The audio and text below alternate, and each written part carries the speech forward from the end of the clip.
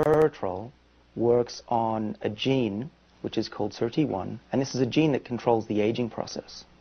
Resveratrol seeks out that gene and switches it on. And with that gene activated in the mouse on the right by a high dose of resveratrol, she quickly turned into a mini Olympian, running twice as far as the untreated mouse on the left.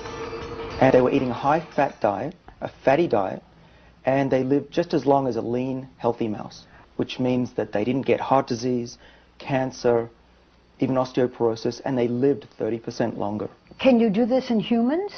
With the same exact gene. And we think that resveratrol could have similar benefits in people.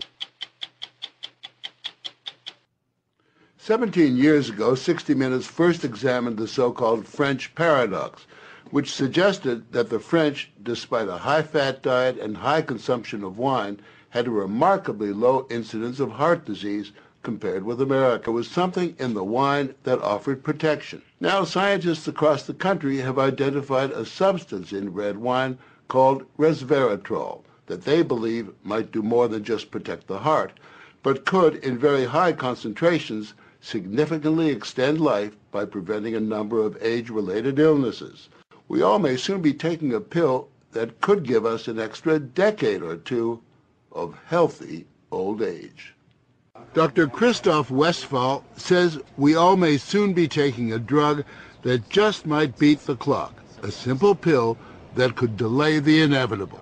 Is there's some kind of rejuvenation drug that turns a 70-year-old into a 35-year-old. That might be pretty hard to do, but I think if we're on a train heading one direction, we can slow down that train. I think we can slow down these genes that control the aging process. 5 years ago, I met David, and he had shown that you could extend lifespan in yeast. That's pretty exciting. And bingo, you got a hit, resveratrol. When I Googled this resveratrol, I was shocked to find that red wine was the top hit. Red wine is brimming with resveratrol. The important news here is not that we found something in red wine. The important thing is that we passed a milestone where we can now make drugs based on this knowledge and potentially slow down aging itself. Forget dieting, forget the sweaty business of working out. Just pop a pill and you are in guilt-free couch potato paradise. Instead of dieting to set the alarm off, pop a pill. The pill is a highly concentrated form of resveratrol, a virtual vineyard of healthy living.